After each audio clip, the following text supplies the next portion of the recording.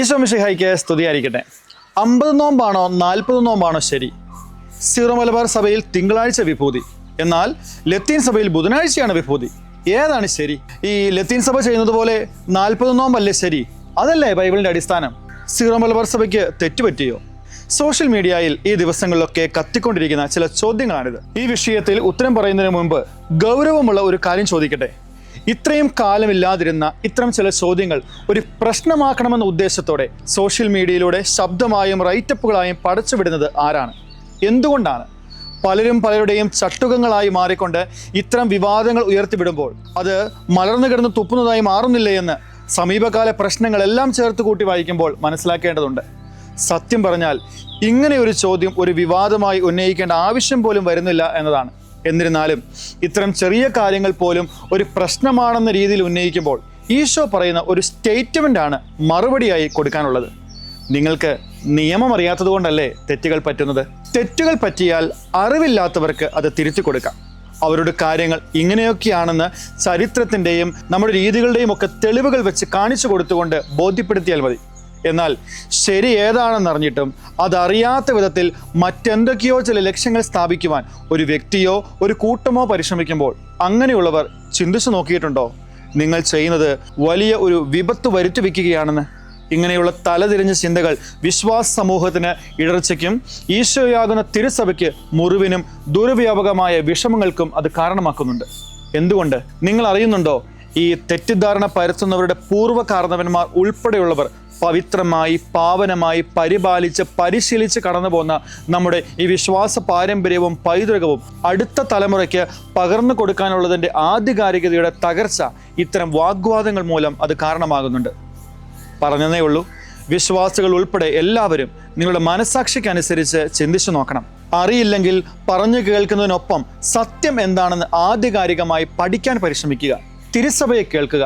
നമ്മളറിയാതെ മറ്റുള്ളവർ നമ്മെ കബളിപ്പിക്കുമ്പോൾ ഉപയോഗിക്കുമ്പോൾ ഇത്തരം പഠനങ്ങൾ വിശ്വാസം കാത്തു സംരക്ഷിക്കാനായിട്ട് നമ്മളെ സഹായിക്കും. ശരി, നമുക്ക് വിഷയത്തിലേക്ക് വരാം. ഫെയ്ത്ത് ടിപ്സിൻ്റെ 75-ാം എപ്പിസോഡിൽ നമ്മൾ ചർച്ച ചെയ്യുന്ന വിഷയം വിഭൂതി തിങ്കളാണോ വിഭൂതി ബുധനാണോ ശരി എന്ന ചോദ്യമാണ്.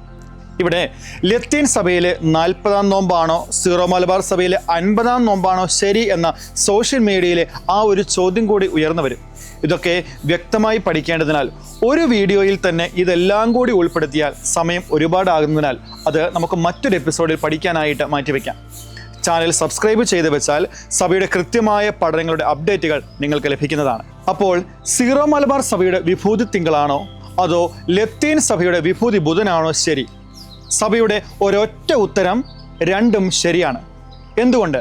നമുക്കറിയാം, സഭയുടെ ലക്ഷണങ്ങൾ പഠിക്കുമ്പോൾ സഭ ഏകമാണ്, വിശുദ്ധമാണ് എന്നൊക്കെ വിശേഷിപ്പിക്കുന്നതിനൊപ്പം അത് കാതോലികമാണ്, ശ്ലൈഹികമാണ് എന്നുകൂടി നമ്മൾ പഠിക്കും. ഈ കാതോലികം എന്ന വാക്കിൻ്റെ അർത്ഥം എന്താണ്? അത് സാർവത്രികം, യൂണിവേഴ്സൽ, പൂർണ്ണമായ, കംപ്ലീറ്റ്, ഏവർക്കുമുള്ളത്, ഫോർ ഓൾ എന്നൊക്കെയാണ്. ഒപ്പം ഈ തിരുസഭ ശ്ലൈഹികമാണ് എന്ന് പറഞ്ഞാൽ അത് അപ്പസ്തോലികമാണ്. അതായത് ഈ സഭ മുഴുവൻ അപ്പസ്തോലന്മാർ ലോകത്തിന്റെ വിവിധ ഭാഗങ്ങളിൽ പോയി ഈശോയെക്കുറിച്ച് പറഞ്ഞതിൽ പ്രവർത്തിച്ചതിലുണ്ടായ ഈശോ എന്ന ഒരു വ്യക്തിയിൽ സ്ഥാപിതമായ ഒരു കൂട്ടായ്മ. ഉദാഹരണമായി ഇന്ത്യയിൽ 28 സംസ്ഥാനങ്ങളുണ്ട്. കാലാവസ്ഥയിലും ഭൂപ്രകൃതിയിലും മറ്റു കാര്യങ്ങളിലുമൊക്കെ 28-നും 28 രീതികളാണ്. അതിനാൽ ഓരോ സംസ്ഥാനത്തിലും അതിൻ്റെ സംസ്ഥാന സർക്കാരുകൾക്ക് അവരവരുടേതായ നിയമങ്ങളും ചട്ടക്കൂടുകളും ഒക്കെയുണ്ട്.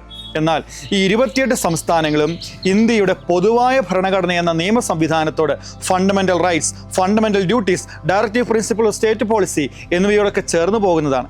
ഇന്ത്യയിലെ 28 സംസ്ഥാനങ്ങൾ എന്നതുപോലെ കത്തോലിക്ക സഭയ്ക്കും 24 വിഭാഗങ്ങളുണ്ട്. 24-നും 24 രീതികളാണ്. 12 അപ്പസ്തോലന്മാർ ലോകത്തിന്റെ വിവിധ ഭാഗങ്ങളിൽ പോയപ്പോൾ യഹൂദ സംസ്കാരം അങ്ങോട്ട് കൊണ്ടുപോവുകയല്ല ചെയ്തത്, മറിച്ച് സ്ലീഹന്മാർ ആ നാടുകളിൽ ഈശോയെക്കുറിച്ച് പറഞ്ഞു. ഈശോയെ ബോധ്യപ്പെട്ട ആ നാട്ടിലെ ആളുകൾ പിന്നീട് അവിടുത്തെ സംസ്കാരത്തിനനുസരിച്ച് വിശ്വാസം പകരുകയും കാലങ്ങൾ കഴിഞ്ഞപ്പോൾ ആളുകൾ കൂടിയതനുസരിച്ച് മുമ്പേ അവർ ശീലിച്ച രീതികളെ പൊതുവായിട്ടൊരു രീതിയിൽ കൊണ്ടുവരുവാൻ ഒരു സിസ്റ്റം, നിയമങ്ങളും ആചാരങ്ങളും ഒക്കെ വെച്ച് ക്രമീകരിക്കുകയും അത് ആ നാടിൻ്റെ പാരമ്പര്യമാവുകയും ചെയ്തു. ഇങ്ങനെയുണ്ടായ തിരുസഭയിലെ സഭകൾ ഓരോന്നും ആ സ്ഥലത്തിൻ്റെയും രാജ്യത്തിൻ്റെയും വലിപ്പമനുസരിച്ച്, രീതികളനുസരിച്ച് വലുതോ ചെറുതോ ഒക്കെയാണ്. അതുകൊണ്ടാണ് വ്യത്യസ്തമായ രീതികൾ എന്നർത്ഥം വരുന്ന റൈറ്റുകൾ എന്ന് വിളിക്കുന്നത്. അങ്ങനെയാണ് ലത്തീൻ രീതി, ലത്തീൻ റൈറ്റ്, സീറോ മലബാർ രീതി, സീറോ മലബാർ റൈറ്റ്, മലങ്കര റൈറ്റ് എന്നൊക്കെയുള്ള വിളികൾ കടന്നു വരുന്നത്. സഭാ കൂട്ടായ്മയുടെ ആദ്യ കാലഘട്ടങ്ങളിൽ, അതായത് 1-ാം നൂറ്റാണ്ടിൽ പ്രത്യേകിച്ച് നിശ്ചിത ദിവസങ്ങളൊന്നും ഉണ്ടായിരുന്നില്ല ഈ നോമ്പ് അനുഷ്ഠാനങ്ങൾക്ക്. ഈശോയുടെ ഉത്ഥാനത്തിന് മുമ്പ് അവർ ചില പരിത്യാഗങ്ങളും ഉപവാസങ്ങളും ഒക്കെ ഓരോ സ്ഥലത്തിൻ്റെയും രീതിയും ആളുകളുടെ വിശ്വാസ ബോധ്യങ്ങളും ഒക്കെ വെച്ച് അവർ അനുഷ്ഠിച്ചു പോന്നു. എന്നാൽ പിന്നീട് നീറോ, ഡയോക്ലീഷ്യൻ തുടങ്ങിയ റോമൻ ചക്രവർത്തിമാരുടെ കാലഘട്ടത്തിൽ മതമർദ്ദനം ആരംഭിക്കുകയും കുറെ പേർ സഭയിൽ നിന്ന് മാറിപ്പോവുകയും ചെയ്തു. പിന്നീട് കോൺസ്റ്റന്റൈൻ ചക്രവർത്തി എല്ലാ മതങ്ങൾക്കും സ്വാതന്ത്ര്യം കൊടുത്തുകൊണ്ട് AD 313 മിലാൻ വിളംബരത്തിലൂടെ മതമർദ്ദനം അവസാനിപ്പിക്കുകയും ക്രിസ്തുമതം റോമിന്റെ ഔദ്യോഗിക മതമായി പ്രഖ്യാപിക്കുകയും ചെയ്തപ്പോൾ ക്രിസ്തുമതം വിട്ടുപോയവരുടെ പിൻഗാമികൾ ഉൾപ്പെടെ പലരും തിരിച്ചു വരികയും തങ്ങൾ ചെയ്ത തെറ്റിന് ചാരം പൂശിയും തെറ്റുകൾ ഏറ്റുപറഞ്ഞും സഭയോടും ദൈവത്തോടും പരിത്യാഗങ്ങളിലൂടെ പ്രായശ്ചിത്തം അനുഷ്ഠിക്കുകയും ചെയ്തു. പിന്നീട് ഈ ചാരം പൂശൽ കർമ്മം നോമ്പിന്റെ ഭാഗമായി. സ്വാതന്ത്ര്യം കിട്ടിയതോടെ ഇതിനൊപ്പം റോമൻ സഭയിൽ പല പ്രാർത്ഥനകളും ആചാരങ്ങളും പതുക്കെ രൂപം കൊണ്ടു. റോമിൽ ഈശോയെ പരിചയപ്പെടുത്തി കൊടുത്തത് പ്രധാനമായും പത്രോസ്, പൗലോസ് ലിഹന്മാരാണ്. അതിനാൽ പിന്നീട് റോമൻ സഭ എന്നറിയപ്പെടുന്ന ലത്തീൻ ഔദ്യോഗിക ഭാഷയായ ലത്തീൻ റൈറ്റ് എന്ന ലത്തീൻ രീതിയിലുള്ള ആചാരങ്ങൾ അവരുടെ കൂട്ടായ്മകളിൽ സ്വീകാര്യമാവുകയും പിന്നീട് അത് പാരമ്പര്യത്തിന്റെ ഭാഗമായി മനസ്സിലാക്കുകയും ചെയ്തു. ആദ്യ നൂറ്റാണ്ടുകളിൽ റോമ സാമ്രാജ്യത്തിന് കീഴിലായിരുന്നു യൂറോപ്പ്, ആഫ്രിക്കൻ രാജ്യങ്ങൾ, മിഡിൽ ഈസ്റ്റ് പ്രദേശങ്ങളൊക്കെ. മിലാൻ വിളംബരത്തോടെ സുവിശേഷം പ്രചരിപ്പിക്കുവാനുള്ള അനുവാദം ലഭിച്ചതിനാൽ മിഷണറിമാരും കച്ചവടക്കാരും ഒക്കെ റോമിലെ അവരുടെ ആചാര രീതികൾ, കലകൾ ഇത്തരം രാജ്യങ്ങളിൽ അവർ പ്രചരിപ്പിക്കുകയും പിന്നീട് അവരും ലത്തീൻ രീതികൾ പരിശീലിപ്പിക്കുകയും അത് വീണ്ടും പ്രചരിപ്പിക്കുകയും അങ്ങനെ ലത്തീൻ സഭ വളരുവാനും തുടങ്ങി. ഇന്ത്യയിൽ ലത്തീൻ സഭ പരിചയപ്പെടുത്തിയ പോർച്ചുഗീസുകാരും ഫ്രഞ്ചുകാരും ബ്രിട്ടീഷുകാരും ഒക്കെ ആദ്യ നൂറ്റാണ്ടുകളിൽ ഈ റോമൻ സാമ്രാജ്യത്തിന് കീഴിലുണ്ടായിരുന്നവരാണ്. ഇനി ശ്രദ്ധിക്കുക, അങ്ങനെ ചാരം പൂശലും പരിത്യാഗ പ്രായശ്ചിത്തങ്ങളുമായി സഭ വളരുമ്പോൾ കോൺസ്റ്റന്റൈൻ ചക്രവർത്തിയുടെ ആഗ്രഹത്തോടെ വിളിച്ചു ചേർത്ത 1-ാം നിക്യാ സുനഹദോസിൽ ഈശോയുടെ 40 ദിവസത്തെ ഉപവാസത്തെ അനുസ്മരിപ്പിച്ചുകൊണ്ട് ഈസ്റ്ററിന് മുമ്പ് 40 ദിവസം നോമ്പ് അനുഷ്ഠിച്ചു തുടങ്ങി. എന്നാൽ അത് എന്നു തുടങ്ങണം, ഏതൊക്കെ ദിവസം ഒഴിവാക്കണം തുടങ്ങിയ കാര്യങ്ങളൊന്നും നിജപ്പെടുത്തിയിരുന്നില്ല. പിന്നീട് 7-10 നൂറ്റാണ്ടുകൾക്കിടയിലാണ് 46 ദിവസങ്ങളുള്ള നോമ്പുകാലം നിജപ്പെടുത്തിയത്. അങ്ങനെ വരുമ്പോൾ നോമ്പുകാലത്തെ 1-ാമത്തെ ആഴ്ചയിൽ ബുധനാഴ്ച ചാരം പൂശൽ ദിവസമായി മാറുന്നു. എന്നാൽ ഞായറാഴ്ചകൾ ലത്തീൻ രീതി പ്രകാരം ആഘോഷമായ ദിവസങ്ങളായി മനസ്സിലാക്കിയിരുന്നതിനാൽ ഈസ്റ്ററിന് മുമ്പുള്ള 6 ഞായറാഴ്ചകൾ ഒഴിവാക്കി 40 ദിവസമായി വലിയ നോമ്പ് മനസ്സിലാക്കുകയാണ് ചെയ്യുന്നത്. എന്നാൽ സീറോ മലബാർ രീതിയിൽ ഈ ഞായറാഴ്ചകളും നോമ്പിന്റെ ഭാഗമായി മനസ്സിലാക്കുകയും നോമ്പുകാലം 1-ാം ദിവസമായി ആഴ്ചയുടെ 1-ാം ദിവസമായ ഞായറാഴ്ചയെ തന്നെ പരിഗണിക്കുന്നതിനാൽ 7 ദിവസമുള്ള 7 ആഴ്ചകളും ഈസ്റ്റർ ഞായറാഴ്ചയും കൂട്ടി 50 ദിവസം. ഇവിടെ ശ്രദ്ധിക്കേണ്ടത്, ആദിമ കാലഘട്ടത്തിൽ ചാരം പൂശൽ കർമ്മം ഉണ്ടായിരുന്നില്ല.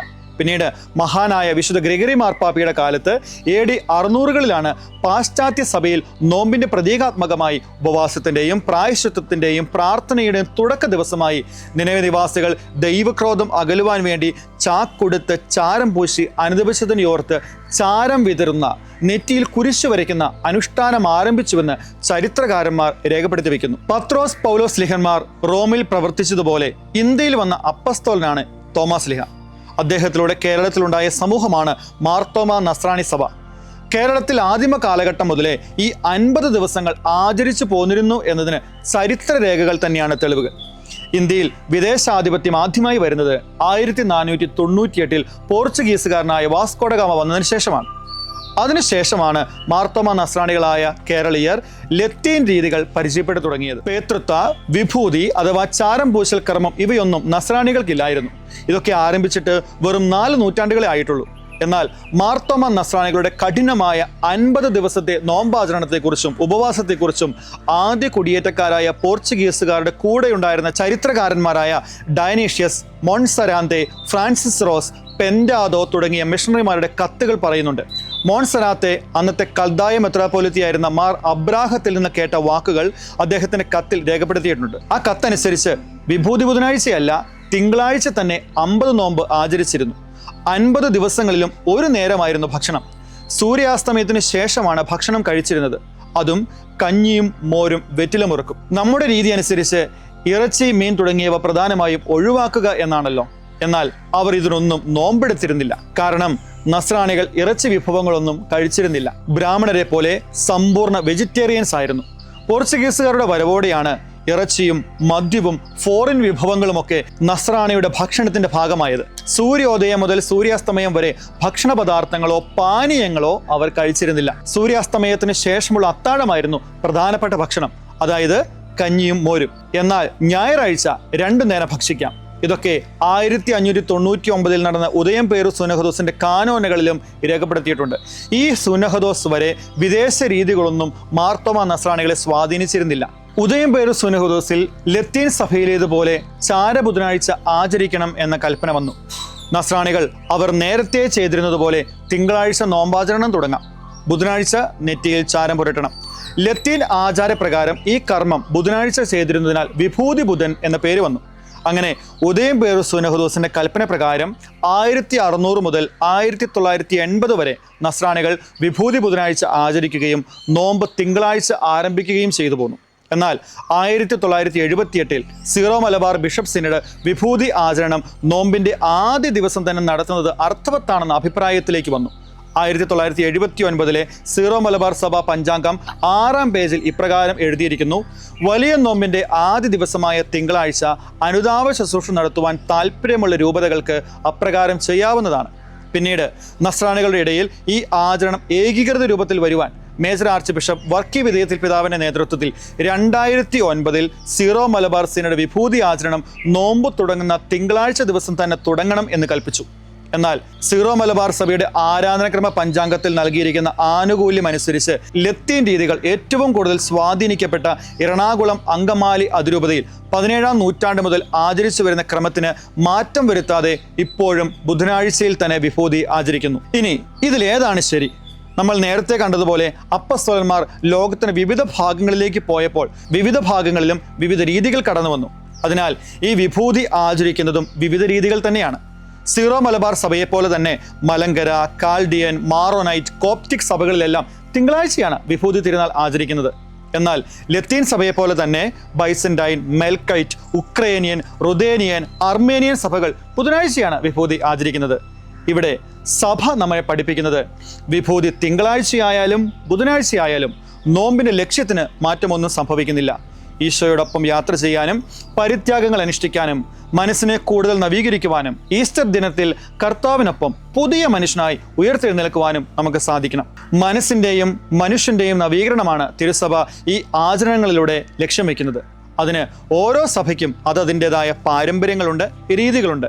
അതനുസരിച്ച് ചെയ്യുമ്പോൾ നമ്മുടെ ഭക്താനുഷ്ഠാനങ്ങൾ ആചരണങ്ങൾക്കപ്പുറത്ത് കൃപയുള്ളതായിട്ടും മാറ്റപ്പെടുകയാണ്. അതിനാൽ അനാവശ്യ വിവാദങ്ങൾക്ക് വഴിവെക്കാതിരിക്കാൻ കൂടി ഈ നോമ്പുകാലം ഉപയോഗപ്പെടുത്തുമല്ലോ. സഭയിലെ ഒന്നും ഇന്നലെ മുളച്ചുണ്ടായിട്ടുള്ളതല്ല. അതിന് ചരിത്രവും പാരമ്പര്യവും പൂർവികരുടെ പ്രാർത്ഥനാ പരിശീലനങ്ങളും ഒക്കെയുണ്ട്. അതിൻ്റെയൊക്കെ അടിസ്ഥാനത്തിലാണ് നമ്മുടെ സഭ വളർന്നിട്ടുള്ളത്. അതാണ് നമ്മുടെ സഭയെ പ്രത്യേകതയുള്ളതാക്കി മാറ്റുന്നതും. എളുപ്പങ്ങൾ നോക്കി നിലപാടുകൾ മാറ്റുമ്പോൾ സഹനത്തിലൂടെ നമ്മുടെ തലമുറയെ സമ്പന്നമാക്കിയ നമ്മുടെ ഒരു പൂർവികരുണ്ട്. അവർ നമുക്ക് തന്ന സംസ്കാരത്തെയും വിശ്വാസ പൈതൃകത്തെയും മറന്നുകളയുന്നത് വരുന്ന തലമുറയുടെ മുൻപിൽ കർത്താവിനെയും ക്രൈസ്തവ വിശ്വാസ മൂല്യങ്ങളെയും പ്രതിക്കൂട്ടിൽ നിർത്തുവാനായിട്ട് നമ്മൾ കാരണമാകും. അല്ല, അത് നമ്മുടെ കുടുംബങ്ങളിൽ ഇന്ന് സംഭവിച്ചു തുടങ്ങിയിരിക്കുന്നു. അതിനാൽ ഇത്തരം സോഷ്യൽ മീഡിയ ചോദ്യങ്ങൾക്ക് പുറകിൽ മറ്റൊരു ചോദ്യം അവശേഷിക്കുന്നു. ആരാണ് സഭയെ ഒറ്റുന്ന ഇന്നത്തെ ആ യൂദാസ്? നീയാണോ? കർത്താവ് പറയും, ജനിക്കാതിരുന്നെങ്കിൽ അവന് നന്നായിരുന്നു. നല്ല ചൈതന്യമുള്ള നോമ്പുകാല ദിവസങ്ങൾ പരിശീലിക്കുവാനായിട്ട് നമുക്ക് ഏവർക്കും സാധിക്കട്ടെ. ദൈവം നമ്മെല്ലാവരെയും അനുഗ്രഹിക്കട്ടെ. ആമേൻ.